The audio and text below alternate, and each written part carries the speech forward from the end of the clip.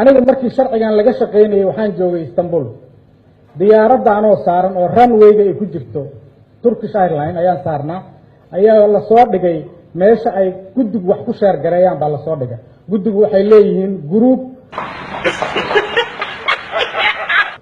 annaga xubnaheennana wayna soo wada gaartaa WhatsApp groupkana way nagu gaartaa qofka maqanna wuu soo comment gareeyaa dee qofkii shaqada la wado diyaar u ah inuu qayb ka qaato ولهذا أنا ديارة سارن أيه يسوع دعائي إن runway-gana ay ku jirto diyaaradda ayay ii soo dhacay fariin dhahaysa sharcigii waa kan ee soo akhriya doodiisana waan isaga imaanaynaa wixii commentii hore u soo qaata waxaan ka wadaa warbixintii marka isla markii groupka xildhibaanada ku jira marqaatiga ah isla markii baan soo qoro waxaan ku yiri war diyaaraddan saaranahay ii boobsiye intaan faleedka soo saarana aan soo akhriyay waa la ii soo diray isla markiiba diyaaraddan ku soo dhex akhriyay commentigaygaan ka dhiibtay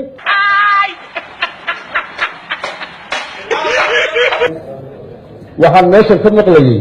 WhatsApp baan ku sheekaysanaa iyo Facebook baan ku sheekaysanaa intaanu kala tagno hadda guryaha intaan kala tagno WhatsApp ku soo codaynaa annagu WhatsApp inay ku codeeyaan xeeroosaadku ma qabo ma garat hoolay baan u samaynay meelay ku furaan ma garat